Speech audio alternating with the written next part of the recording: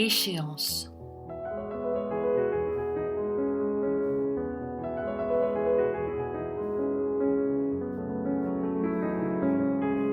D'Edith Wharton.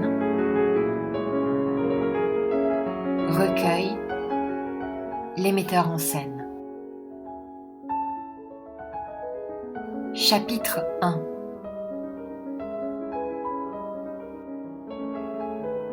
La loi qui régira le mariage de l'avenir sera « Ne sois pas infidèle envers toi-même ». On entendit dans l'atelier un discret murmure d'approbation, et à travers la fumée des cigarettes, Mrs. Clement Westall put entrevoir son mari, descendant de son estrade improvisée et entouré par un groupe de femmes qui l'accablaient de compliments. Les conférences très originales que faisait Westall sur la nouvelle morale avaient attiré autour de lui un curieux assemblage de ces gens mentalement inoccupés qui, selon sa propre expression, aiment à trouver leur nourriture intellectuelle toute préparée.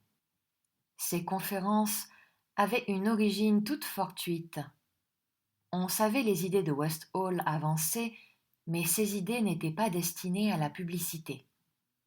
De l'avis de sa femme, il avait même poussé jusqu'à la pusillanimité sa crainte que ses idées personnelles ne nuisent à la situation, et voilà que tout récemment, il se manifestait chez lui une curieuse tendance à dogmatiser, à jeter le gant, à faire étalage de son code particulier à la face du monde.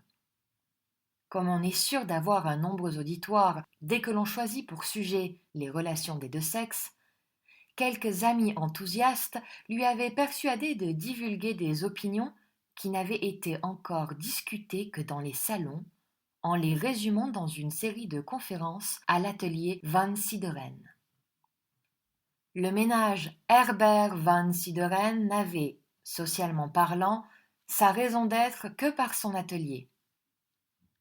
La principale valeur des œuvres de Van Sideren, en effet, était de servir d'accessoire à une mise en scène qui distinguait les réceptions de sa femme des corvées mondaines du tout New York élégant et lui permettait d'offrir à ses amis du whisky and soda au lieu du thé. Mrs. Van Sideren, pour sa part, était passée maître dans l'art de tirer parti de cette atmosphère toute spéciale que créent un mannequin et un chevalet. Si parfois l'illusion lui paraissait difficile à maintenir, et si elle perdait courage au point de désirer qu'Herbert fût réellement un artiste, elle dominait vite cette faiblesse en appelant à la rescousse quelques nouveaux talents, quelques secours étrangers, qui vinrent renforcer l'impression artistique dont il fallait que son atelier fût imprégné. C'est en cherchant ce secours qu'elle avait mis le grappin sur Westall, à la grande surprise de sa femme. Il était implicitement admis, dans le cercle des Van Sideren, que toutes les audaces artistiques étaient permises, aussi bien celles d'un moraliste qui proclamait le mariage immoral que celles du peintre, dont les ciels eussent été verts et les prairies violettes. Le clan des Van Sideren était las du convenu dans l'art comme dans la conduite. Julia Westall avait depuis longtemps des idées toutes personnelles sur l'immoralité du mariage et pouvait, à juste titre, revendiquer son mariage comme disciple. Dès le début de leur union, elle lui en avait secrètement voulu de ne pas se rallier à sa nouvelle foi. Et l'aurait volontiers accusé de lâcheté morale pour ne s'être pas fait aux convictions dont leur mariage devait être la preuve. C'était dans tout le feu de la propagande alors que, sentiment bien féminin, elle voulait faire une loi de sa désobéissance même. Aujourd'hui, sans savoir pourquoi, ses idées avaient changé. Mais comme c'était une femme qui, avant de céder à ses impulsions, tenait à se les expliquer, elle se donna pour excuse qu'elle ne voulait pas que le vulgaire interprétât mal son credo. À ce point de vue, elle était forcée de reconnaître que la masse faisait partie de ce vulgaire et qu'à un très petit nombre d'élus seulement, elle pourrait confier la défense d'une doctrine aussi occulte. Et c'est juste à ce même moment que Westphal, dévoilant ses principes qu'il avait jadis tenus secrets, avait jugé à propos de rompre les barrières les plus fermées et de colporter les 10 principes à tous les coins de rue. Ce fut sur Una Van Sideren que se concentra tout le ressentiment de Mrs. Westphal. Pourquoi donc assisterait-elle à ces conférences? Ce n'était vraiment pas convenable pour une jeune fille. Mrs. Westphal retombait ainsi malgré elle dans le vocabulaire conventionnel de son monde. Oui, il était par trop choquant qu'une jeune fille entendît une semblable doctrine. Bien qu'Una fumât des cigarettes et se risquât de temps à autre à siroter un cocktail, elle n'en gardait pas moins une auréole de radieuse innocence qui la faisait paraître plutôt la victime que la complice des vulgarités de ses parents. Au moment même où Julia se disait vaguement que la mère devrait être avertie, Una se glissa vers elle et, la fixant de ses grands yeux limpides, s'écria avec un enthousiasme non dissimulé: « Oh, mistress Westphal, que c'est beau! Vous y croyez, n'est-ce pas ?» ajouta-t-elle sur un ton d'une gravité angélique. « Croire à quoi, ma chère enfant ?» Le regard de la jeune fille s'illumina. « À une vie plus élevée, à l'affranchissement de l'individu, à la loi de la fidélité envers soi-même !» s'écria-t-elle vivement. Mrs. Westphal fut elle-même étonnée de se sentir rougir. « Ma chère Una, dit-elle, vous ne comprenez pas le moins du monde de quoi il s'agit. » Miss Van Sideren la regarda fixement en rougissant à son tour. « Ne comprenez-vous pas non plus ?» murmura-t-elle. Mrs. Westphal partit d'un éclat de rire. « Pas toujours, ni complètement. Mais donnez-moi donc un peu de thé. » Una la conduisit dans le coin où l'on servait les breuvages inoffensifs, et Julia, en prenant la tasse de la main de la jeune fille, scruta plus attentivement son visage, moins jeune qu'elle ne l'avait cru. Sur ce teint frais et rose, les lignes commençaient déjà à s'accentuer. Una devait bien avoir 26 ans. Pourquoi donc ne s'était-elle pas mariée? Elle apporterait du reste comme dot un assez joli stock d'idées. Si c'était là le complément de trousseau de la jeune fille moderne. Mrs. Westphal se ressaisit en tressaillant. Elle crut avoir entendu parler un étranger qui aurait emprunté sa propre voix. Puis, s'apercevant tout à coup que l'atmosphère était étouffante et le thé d'Una trop sucré, elle posa sa tasse et chercha le regard de Westphal, comme elle avait coutume de le faire dans ces moments d'indécision. Elle le croisa une seconde et remarqua qu'il se dirigeait vers un point plus éloigné. En effet, il s'était fixé sur le coin de l'atelier où Una était allée s'asseoir. Un de ces coins fleuris, prédisposant au flirt et qui faisait tout le succès des samedis de Mrs. Van Sideren. Westphal ne tarda pas à suivre le chemin parcouru par son regard, et Julia le vit s'asseoir à côté de la jeune fille. Una, penchée en avant, parlait avec animation. Lui, rejeté en arrière, l'écoutait avec ce sourire légèrement moqueur qui seul pouvait lui permettre de supporter la flatterie à haute dose sans paraître trop fat. Julia eut un peu honte d'interpréter ainsi son sourire.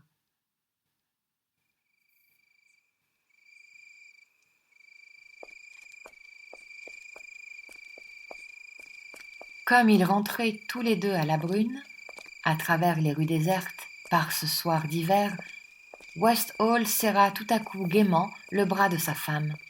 « Leur ai-je un peu ouvert les yeux ?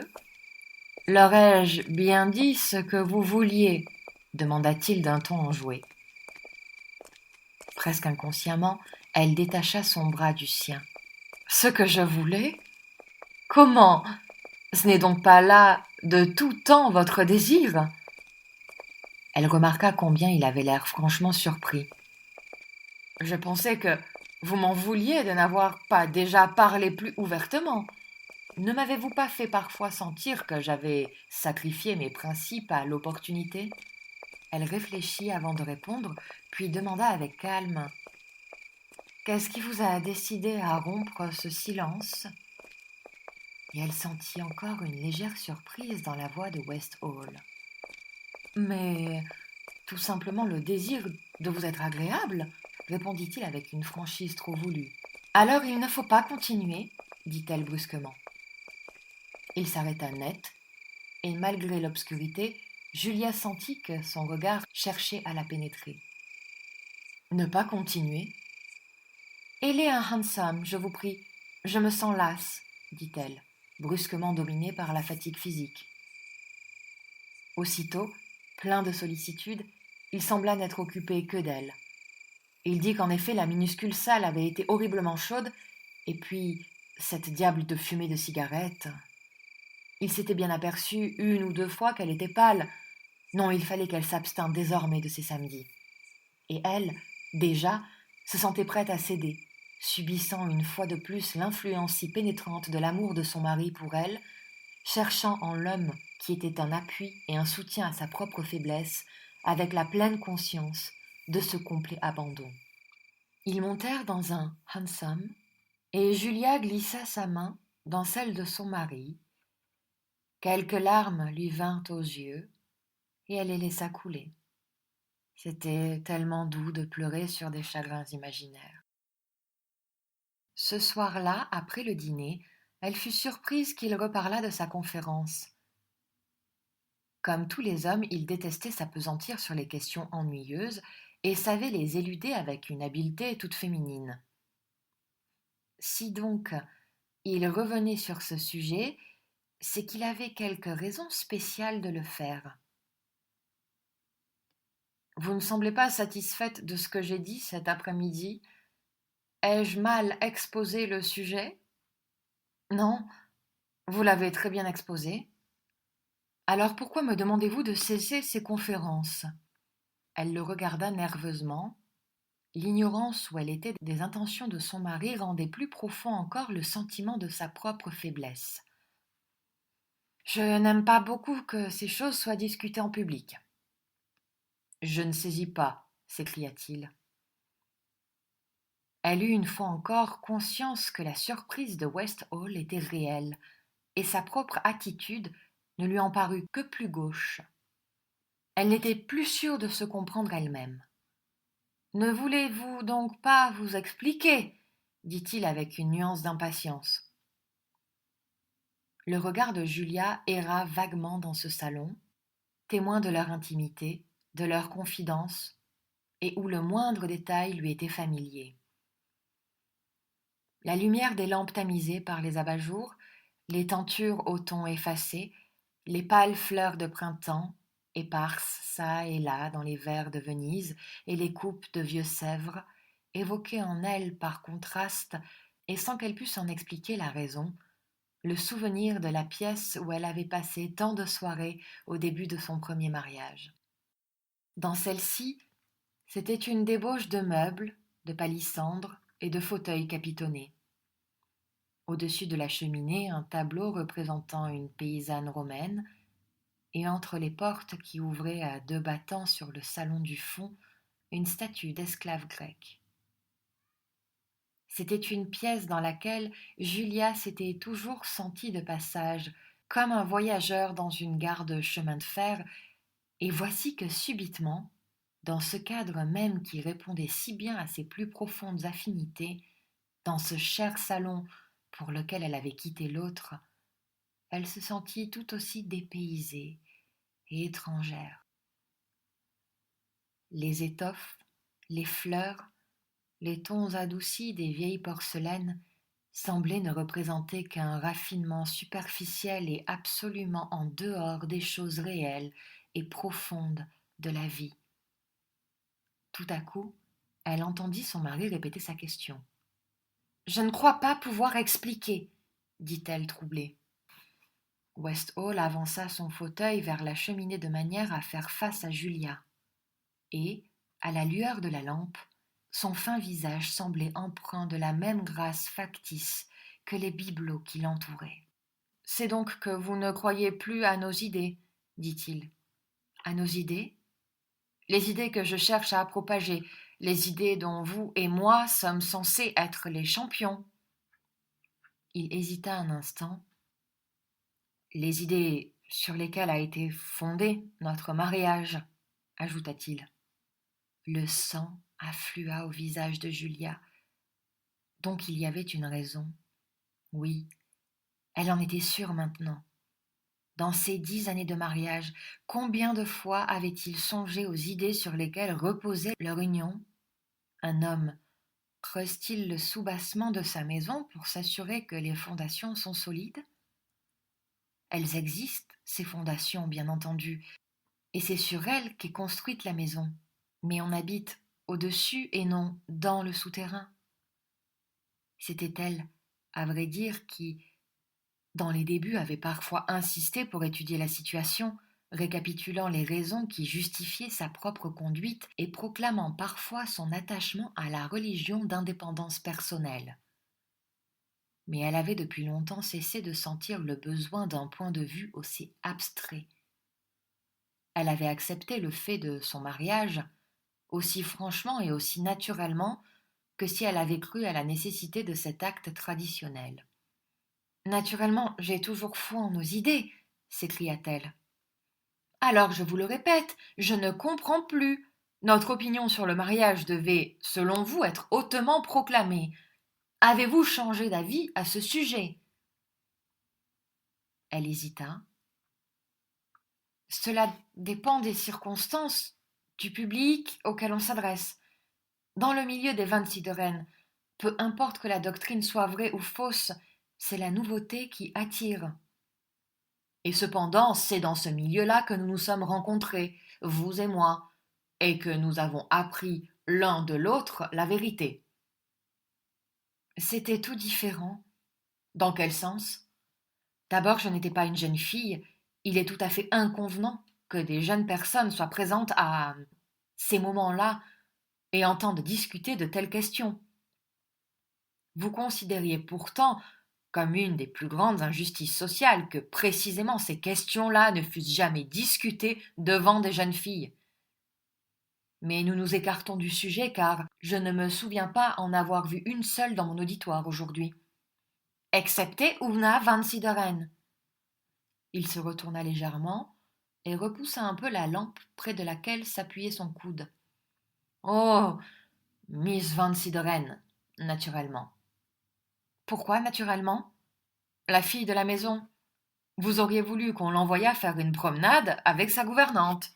Si j'avais une fille, je n'autoriserais pas de semblables choses chez moi. Westall caressa sa moustache en souriant un peu et se pencha en arrière.